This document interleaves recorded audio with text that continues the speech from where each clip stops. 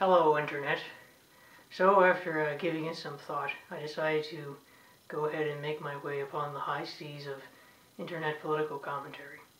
Because I decided that if brain-dead ass clowns like Bill O'Reilly and Rachel Maddow can make a living at this, why not give it a shot? So, for this inaugural video of mine, I suppose I'll begin with a little disclaimer. For the first part, I'm going to be bashing Team Blue a little, or rather a lot, and I want to make it clear that I'm not doing this because I'm pro Team Red. I am not. The reason is there are many people bashing Team Red, and I see no reason to beat that dead horse along with them. So I'll be bashing the other side, a task which I think is much overlooked in terms of current commentary. And I say that also to emphasize that I think the criticism that does exist of Team Blue is not what I would call intellectually rigorous. So I want to help fill in that gap.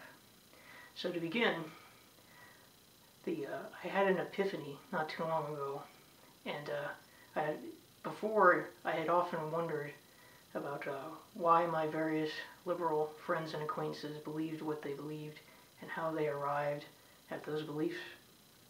And it always puzzled me until a couple weeks ago when I had this sudden realization. And once you have this realization yourself, you will suddenly understand why they believe what they believe. And that principle is they don't care about results, only intentions. Once you realize this, you will understand immediately why they support anti-poverty programs that make poverty worse, why they support minimum wage laws that make it harder for poor people to find work, why they support rent control laws that make it harder for poor people to get housing, and so on and down the line. And I think the most dramatic example of this from the recent past I can think of is the case of busing in Boston. So if you're not familiar with that, and there's a description in there's a link in the description that will explain the history of that to you. What happened was in Boston in the 1980s, there was the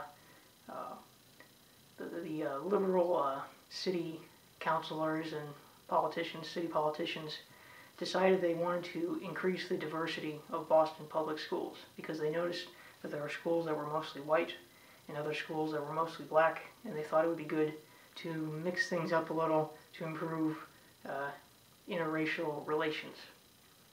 And so, to achieve this, what they did is they had busing, where they would bus students from the mostly white schools to the mostly black schools to increase the white student population, and then they would take black students from the mostly black schools and bus them to the mostly white schools to increase the black student population there. Now, in addition to wasting a lot of fuel for buses and the time of the students because of the longer rides, this program had pretty much the exact opposite of its intended effect. Rather than improving race relations, it touched off a number of violent riots in which a number of people were injured. One of the more serious incidents happened when a pro-busing black lawyer was attacked with a flagpole. There's a famous photograph of it. And then later a white man, his car was pelted with rocks to drive him off the road, and later his head was bashed in with paving stones, and he died. So not exactly what you would call a good outcome. And the real kicker is that even after this program was discontinued, the result was that white students were pulled out of the public schools by their parents, so the public schools became more racially segregated than ever. So it was a total failure on every possible front. And as for the liberal politicians who put this program into effect, well, in the first place, most of them either sent their kids to private schools, or they lived in areas which would not be affected by the policy. So it's sort of the do as I say and leave me alone credo. Not exactly leading by example there. So that's the first example I have. And the second point I want to make is more of a general point about authoritarians and not just Team Red or Team Blue. And I think that one of the main insights I have into the authoritarian mindset is that they sort of see the government as being a genie, where they petition the government and the government will grant their wish.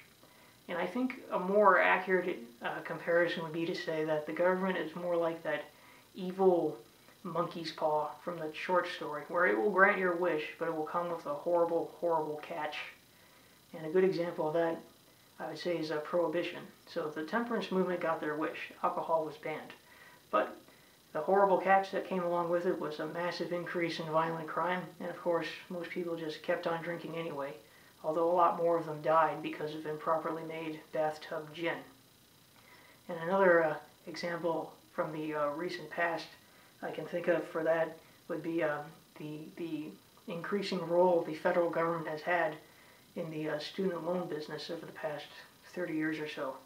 So, of course, a long time ago there was an outcry that it was too hard for certain students to get money to go to college. And so the government was positioned to step in to provide financing. And so the petitioners got their wish. The government stepped in and started providing financing. But as a result of that government money used for the loans, the colleges now had an excuse to jack up tuition. And of course, this set off a vicious cycle of ever-increasing tuition and ever-increasing money spent by the government on student loans. And so now we have a situation where going to college is much more expensive than it was, and students who need to take out loans for it end up graduating with massive amounts of debt. They basically get a mortgage without getting a house. It's a very difficult situation to be in. So I guess those are the two main points I wanted to touch on in this inaugural post of mine. I hope you enjoyed it, and I plan on uploading videos on similar topics in the future.